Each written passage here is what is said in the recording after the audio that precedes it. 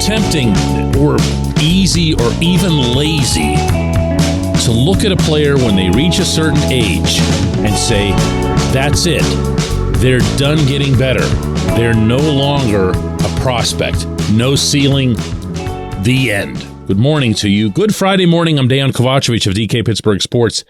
This is Daily Shot of Pirates. It comes your way bright and early every weekday. If you're into football and or hockey, I also offer daily shots of Steelers and Penguins where you found this. Pirates 8, Cubs 6 last night at Wrigley Field. Pirates take 2 of 3 in the series. More than a few noteworthy performances. I'd start with Johan Oviedo with 6 scoreless innings, 4 hits. Yeah, he had 5 walks. He was spraying a little bit. He's done some of that, but also had 5 Ks.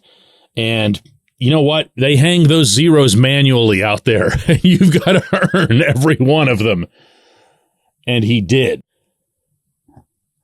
Brian Hayes had another couple of hits. He just won't quit at this point.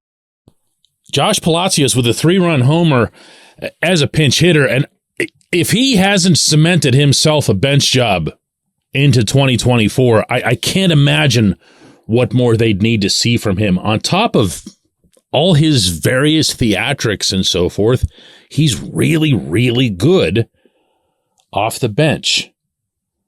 And then there's the curious case of Miguel Andujar.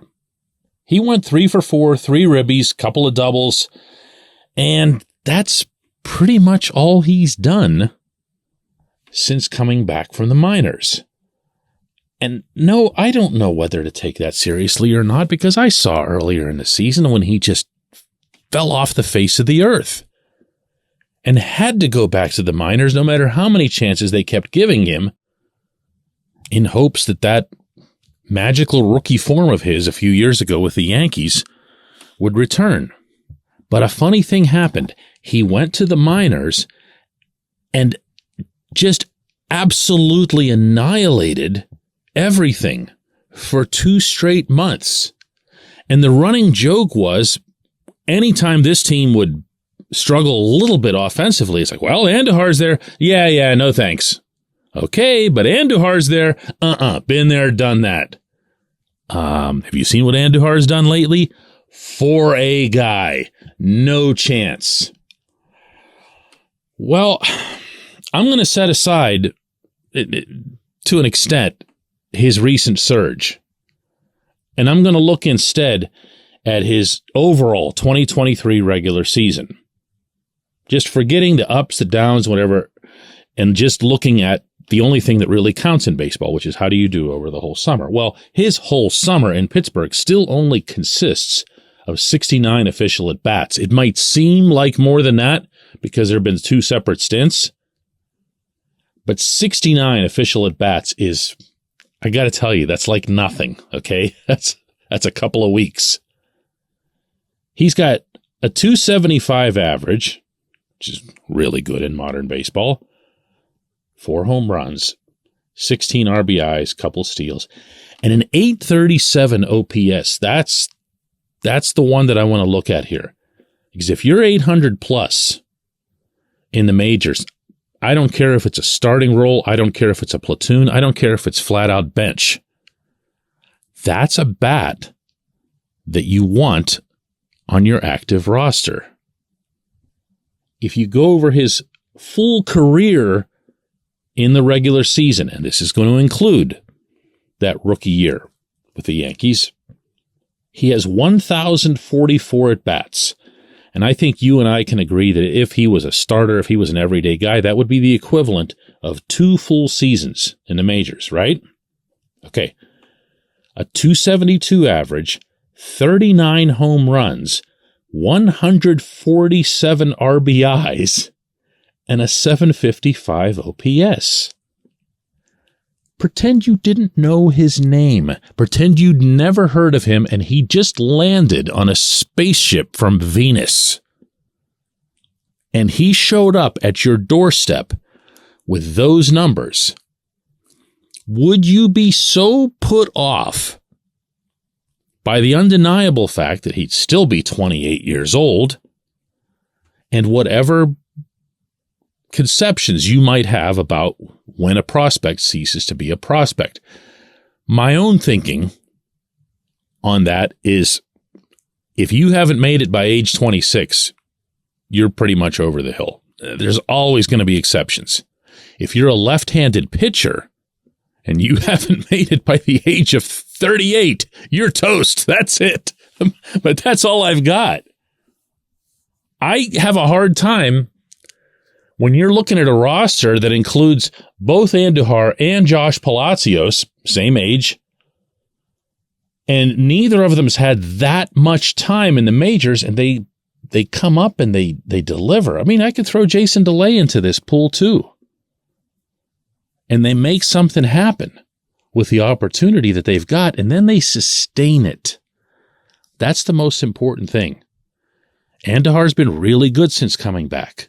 Andujar has no business spending another day in the minors. And I'm not saying that because he's major league material. I'm saying that because he annihilates the minors. He fits the classic bill as the 4A guy, as I'd referenced earlier. He really does. But what if he's just a late bloomer? What if he's just ready to graduate only now after sticking around in school an extra year? I'm not sure what I would do, because on the other hand, meaning if I'm Ben Cherington, neither of these players is expensive. Obviously, both of them have years of service that keep them under control and so forth. But the issue becomes the management of your 40-man roster. To me, I'll repeat, Palacios is on. There's just no way you can let that guy walk away. Andujar, we've seen him already in this calendar year on and off the 40. So along the way, Cherington, his associates, already once made the determination that he wasn't worth keeping on that roster.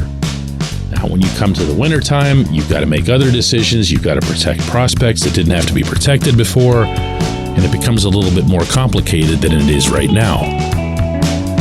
Got to at least think about it, though. Got to think about it. When we come back, J1Q.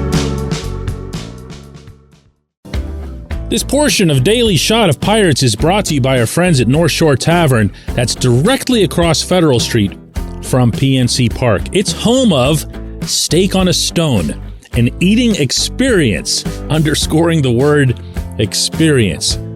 The steak is brought to you partially cooked on an 800-degree stone, and you do the rest. It's a ton of fun, it's a great meal, and it's a baseball atmosphere like no other in Pittsburgh. North Shore Tavern, right across Federal Street from PNC Park. Your front door, your car, your bike, your computer, your gun. Safety is a habit. Every day you lock and secure your home and everything you want to keep safe. Gun safety and responsible storage are no different, and the best way to help prevent accidents, misuse, and theft. If you have a firearm, own it, respect it, and secure it. Visit ProjectChildSafe.org. Brought to you by the National Shooting Sports Foundation and the Bureau of Justice Assistance.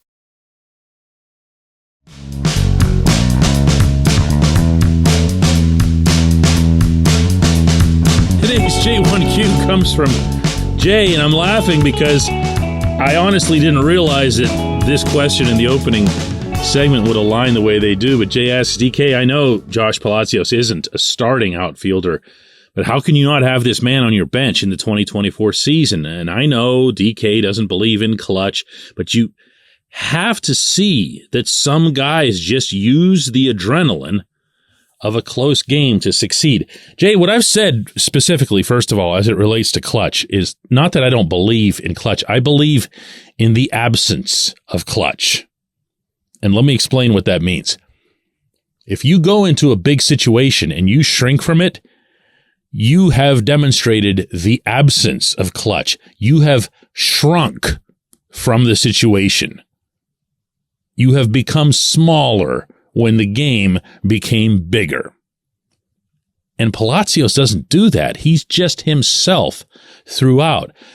Yes, he's had moments that have risen way above his overall statistics, My belief is that that's kind of fortunate coincidence, okay? Over the course of time, over the course of 2-3 years, you would see that balance out. You'd see him gag with guys all over the bases. You'd think he's the biggest choke artist around, even though he wouldn't be. All that stuff tends to be water finding its own level. But pinch hitting, according to everyone who's ever done it since close to the end of the Civil War, is one of the hardest things to do in baseball. Every hitter will tell you that, including those who've done it for a living. Guys who are just bench specialists.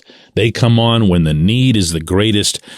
Think, for those of you who go way back, Matt Stairs, that type of player who just comes on and he knows exactly what he's there to do. He prepares for it before the game. He studies late inning situations, late inning relievers, and comes in and faces the guys throwing fresh gas, triple digits sometimes. Palacios has shown that he can do that. Palacios has shown that he can handle a high-octane four-seamer late in a game.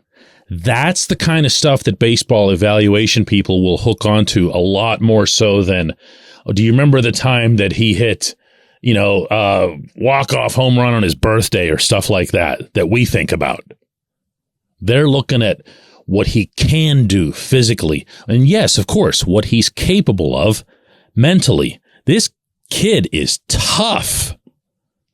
He's taken a while to get here. That alone exhibits the kind of perseverance that baseball people respect. I'm going to repeat this from the opening segment, Jay.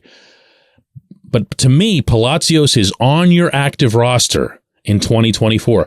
Palacios can go into Bradenton and have himself a poor spring, I think, and still make your roster.